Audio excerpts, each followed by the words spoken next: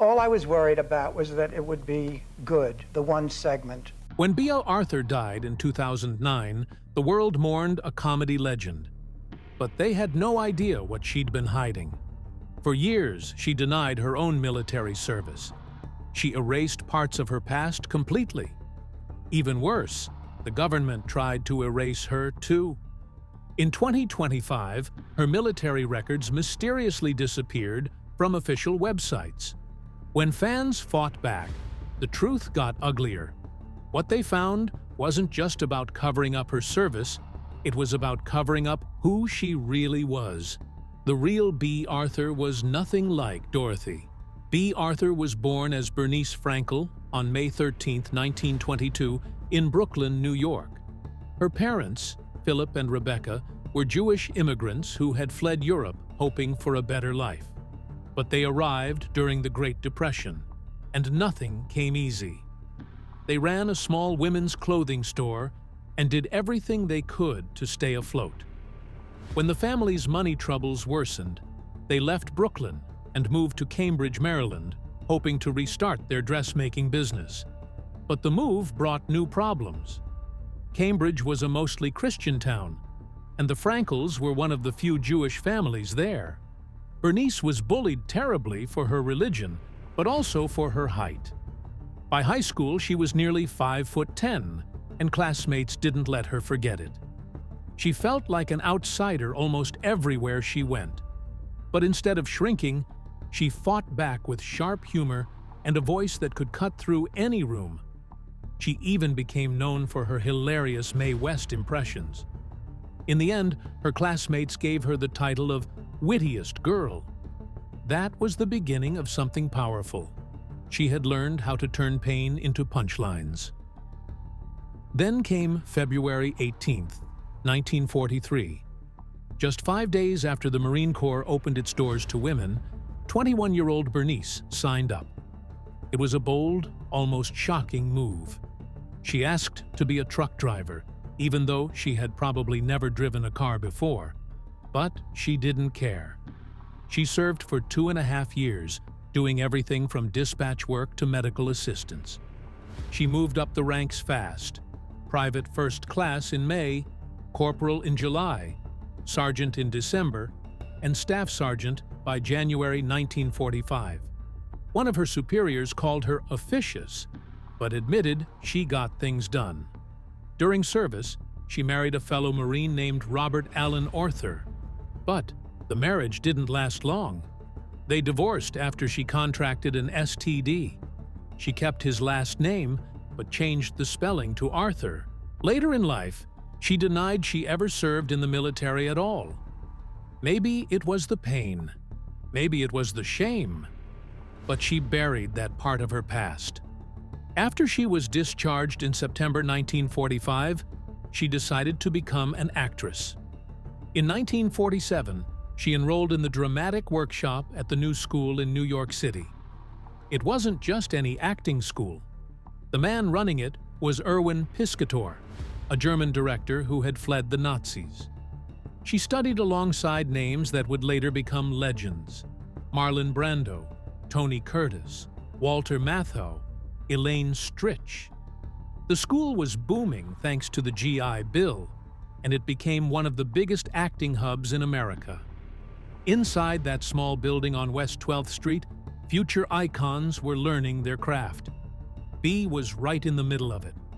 That same year, she made her first professional appearance at the Cherry Lane Theatre in Greenwich Village. She was just 25. The theater was tiny, only 179 seats, and the pay was tiny too. She earned $15 a week. But her voice filled the room, no microphone needed. She played a role in Yerma by Federico Garcia Lorca, and even though the show only ran for 6 weeks, critics remembered her. Something about her stood out. She was taller, louder, sharper, and unforgettable. In March 1954, everything changed. Bea played Lucy Brown in the Threepenny Opera at the Théâtre de Lys. It started as a short run, but audiences couldn't get enough. The show came back just a year later, and ended up running for over 2,600 performances, 6 years straight. That made it the longest-running off-Broadway show at the time. Her weekly pay rose from $70 to $150, but she still had to hustle to survive. During the early 1950s, Bea worked multiple jobs to make ends meet. By day, she tested blood samples in a lab for just $35 a week. At night, she sang and did comedy routines at a club called the Blue Angel for about $25 a gig. When things got really tough, she worked as a truck driver's assistant moving furniture in Queens for $2 a day. None of her theater friends knew. She kept it hidden because she didn't want them to think she wasn't serious about acting. In 1950, she quietly married Gene Saks, a director she had met during acting workshops. Their marriage lasted 28 years. They adopted their first son, Matthew, in 1961, when Bea was 39. Their second son, Daniel, came in 1964. Bea was 42. At the time, adoption was rare for theater couples, and she was considered old to become a mother. But she juggled everything: rehearsals, shows, and motherhood. Saks would later direct her in Mame, the show that earned her a Tony. In 1955, she performed in a tiny show called The Shoestring Revue. The crowd was small. Tickets cost only $250. But one night, a young TV producer named Norman Lear sat in the audience. He watched Bea perform a song called Garbage, a satire about waste and consumerism. Lear never forgot her. 16 years later, when he needed someone to play the sharp, liberal cousin on All in the Family, he thought of Bea. That moment would eventually lead to Maude, one of the most groundbreaking sitcoms in history. It all started with that one night. In 1964, Bea played Yente the Matchmaker in Fiddler on the Roof on Broadway. The show ran for over 3,200 performances. Even though her role was small, she stole scenes with her timing, her presence, and her voice. In 1966, she took on a new role that would change her career.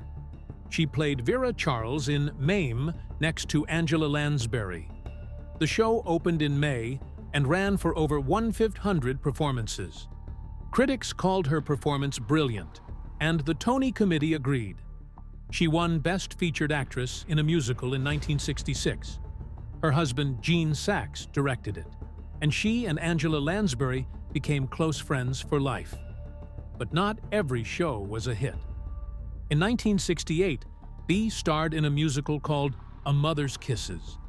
It never made it to Broadway. It folded after just 2 tryouts in Philadelphia and Boston. She had one song in the show, There Goes My Life, that she later performed at the Tony Awards in 1974. If that musical had succeeded, she might never have done Maude. Her personal life began to unravel during this time. The strain between her and Gene grew worse during Mom. They separated, and by 1978, their marriage ended. She never married again. She poured herself into her career and into raising her sons. And television welcomed her with open arms. It all began with a phone call during a regular evening on December 11, 1971. As the East Coast was still watching All in the Family, CBS executive Fred Silverman picked up the phone and dialed producer Norman Lear. The episode that night featured Bea Arthur as Maude Findlay, a sharp-tongued liberal cousin who clashed with the famously conservative Archie Bunker. Silverman didn't wait for the episode to end. He simply said, "There's a series in that woman." And he was right. What was supposed to be just a guest appearance turned into a cultural force.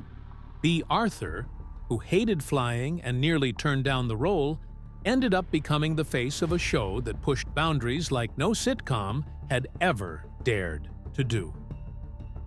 1 year later, in November 1972, Bea Arthur found herself in the middle of one of the most controversial moments in television history. The 2-part episode was called Maude's Dilemma. Her character, at 47 years old, found out she was pregnant, and made the decision to have an abortion. At the time, the idea of airing such a storyline was almost unthinkable. The writers initially toyed with other ideas like vasectomies, but Norman Lear insisted it had to be Maude herself going through it. The goal wasn't shock, it was to start a conversation. And it did. While the episodes sent ratings soaring, they also triggered nationwide outrage that haunted television networks for years. But Bea Arthur didn't back down. She played Maude as someone who was conflicted, thoughtful, and real.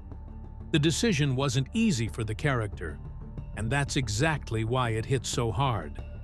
Bea's performance earned her more than controversy. It earned her respect. In 1977, she won the Emmy for Outstanding Lead Actress in a Comedy Series. Between 1973 and 1978, she was nominated 5 times for the Golden Globe and won all 5. Over the years, she racked up 9 Emmy nominations in total, placing her just behind legends like Julia Louis-Dreyfus and Mary Tyler Moore.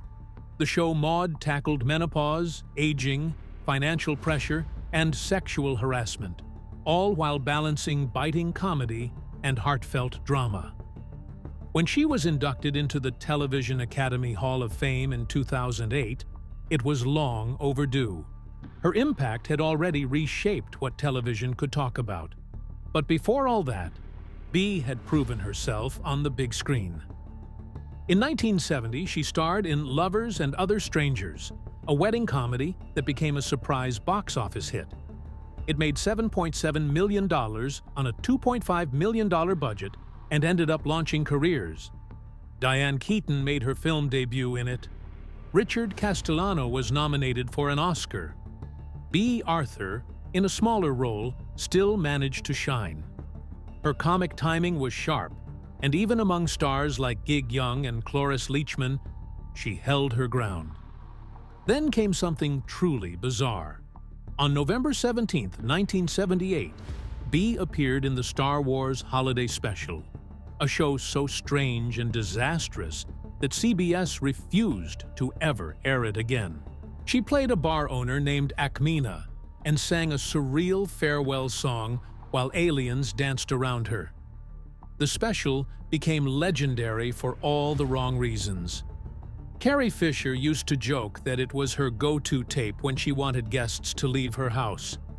Bea herself admitted she had no real interest in Star Wars, but she said yes as a favor to her friends Ken and Mitzi Welch, who had written the segment. Despite how odd the whole thing was, she still gave it her all, and the disaster only added to her myth. Not everything she touched turned to gold, though. In 1981, Bea returned to Broadway in The Floating Light Bulb, a play written by Woody Allen. It was personal, quiet, and ultimately a flop. The production closed after just 62 performances. Critics were underwhelmed, calling it forgettable.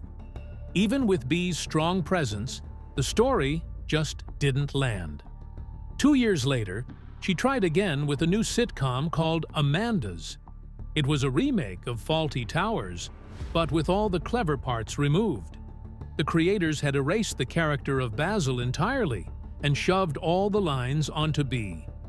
The show was canceled after only a few months. She later said she was disappointed by the whole thing. But as it turned out, this flop was a blessing. It made room for something legendary. On September 14, 1985, The Golden Girls premiered, and everything changed again. Bea played Dorothy Zbornak, a strong, sarcastic woman with a tender heart buried under her deadpan delivery. The show ran for 7 seasons and became one of the most beloved sitcoms of all time. It ranked in Nielsen's top 10 almost every year and finished with 180 episodes. In 1988, Bea won another Emmy for her role, making The Golden Girls one of only 4 sitcoms where every lead actress won the award. When the show ended in 1992 with Dorothy's wedding to Lucas, played by Leslie Nielsen, millions tuned in. It was the perfect ending to a perfect run. but the decision to leave was hers. Bea felt the show's quality was slipping. She was nearly 70 and tired of the jokes about Dorothy being big and unattractive. Those jokes had started to wear her down. She refused to join the spin-off The Golden Palace, and instead chose to bow out with grace. Long before she became a TV legend, Bea had already been shaping her own path. Back in 1944, while serving in the Marines, she married Robert Allen Arthur. The marriage lasted only 3 years, but the name stuck. She kept it, changed the spelling, and turned it into her stage identity. After divorcing Robert, she married director Gene Saks in 1950, just as her career was taking off. Their marriage lasted decades, and in the early 60s, they adopted 2 sons, Matthew in 1961 and Daniel in 1964. Bea was careful about family. She didn't parade her kids in front of the cameras, even while starring in shows that pushed every social boundary. Her son Matthew later said that no matter how busy she was, she always made time for dinner at home. Later in life, Bea made a personal decision that didn't go as planned. She got a facelift, hoping to refresh her appearance, but the results left her bruised and swollen. Most people would have gone into hiding. Bea didn't. Not long after the surgery, she got a call to appear at a political fundraiser for the No on 6 campaign, which fought against anti-gay legislation in California. Even with her face still healing, she showed up. She wore bandages, bruises, and all. When asked why, she said the cause was more important than what she looked like. That moment said more about her than any award ever could. She was a fighter, a woman of principle, and someone who never let vanity get in the way of doing what was right. In February 2002, Bea Arthur walked barefoot onto the stage of the Booth Theater in New York, stood next to a piano, sat on a chair, and quietly began telling stories. She was 78. The show was called Just Between Friends, and for 65 performances, she made the audience laugh, remember, and reflect. There were no big lights or dancers, just Bea, her pianist Billy Goldenberg, and a voice that somehow felt like both thunder and velvet. Before Broadway, she had taken this show to 26 cities across the country. It became a love letter to the life she had lived, filled with songs and stories from her long career. Some people paid $50, others paid $65, but everyone left with the same feeling, that Bea Arthur still had something to say. That same year, her performance earned her a Tony nomination. A live recording from a 2001 show in West Palm Beach was released soon after, capturing a final moment of magic. Behind the stage lights and applause, Bea had started using her fame for more than storytelling. As the years passed, she quietly became a powerful voice for causes close to her heart. She believed in justice, equality, and speaking up for the ones who couldn't. Her political stance was never hidden. From her bold character as Maud Findlay to her presence at progressive fundraisers, she stood firm. The details of her work with AIDS research weren't always splashed across newspapers, but people around her knew how serious she was about it. And those who needed help, especially those on the margins, knew that Bea Arthur was on their side. In 2005, when she was 83, Bea returned to television one last time. This time it was a guest role on Malcolm in the Middle, where she played a strict babysitter with the same dry, piercing humor that had made her a legend. She didn't need much screen time. Just her presence was enough to remind people why she had become one of TV's most unforgettable faces. It was the final chapter in a television journey that had started way back in the early 1970s, with All in the Family. But once the lights dimmed and retirement settled in, Bea struggled with something she rarely talked about: loneliness, depression, the quiet sadness that often follows people when the applause fades and the routines stop. She had built her entire identity around work. And when it ended, the silence felt heavier than expected. Even though she smiled in interviews and brought humor to every stage she walked on, her friends knew the truth. She missed the world she once ruled. In 2008, when she appeared at the TV Land Awards at age 86, the signs were hard to miss. Frail and quiet, she leaned on Betty White and Rue McClanahan for support. That night, she was honored with an induction into the Hall of Fame and received a Pop Culture Icon Award for the Golden Girls. But those close to her could tell she wasn't well. Something had shifted. Her steps were slower. Her grip was weaker. Then came the news no one expected. In early 2009, Bea was diagnosed with lung cancer. She told almost no one. Even in her final days, she protected her privacy fiercely. She stayed in her Los Angeles home, kept mostly to herself, and relied on a morphine drip for the pain. Her last words, whispered quietly, were filled with sadness.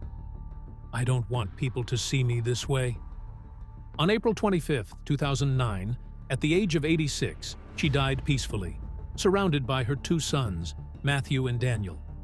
There was no funeral, no ceremony, just ashes scattered at sea, exactly how she wanted. On April 28th, Broadway dimmed its lights at 8 p.m. to honor her. Years later, in June 2025, fans were hit with a revelation that shook their memories of her.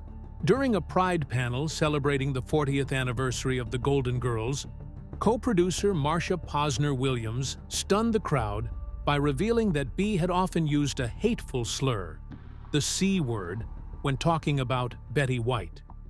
She didn't just say it once, she said it over the phone. She said it at her dinner table. Even casting director Joel Thurm confirmed hearing it on a flight with her. It wasn't just professional tension, it was something sharper, something personal. The clash went far beyond words. Williams explained that Bea came from the theater, trained to respect scripts and timing, while Betty White came from live television, often breaking character to engage the audience. Bea couldn't stand that. She didn't see it as acting, she saw it as disrespect. According to Williams, Bea once joked, those two couldn't warm up to each other if they were cremated together. Her own son, Matthew Sachs, later admitted that his mother seemed to enjoy having someone to be angry at. And Betty, with her endless optimism, was the perfect target. Even Betty herself said in 2011 that Bea probably saw her as a pain in the neck. This tension led to the show's premature end in 1992. The Golden Girls was still a hit, still winning awards, still loved by over 20 million viewers every week. But when NBC asked the cast to renew their contracts, Bea flatly refused. "No in way," she told the producers. Everyone else had agreed to keep going. Rue, Estelle, and Betty were ready for more. But Bea walked away, and just like that, one of the greatest sitcoms in TV history was over. It wasn't burnout, it wasn't money, it was Betty White.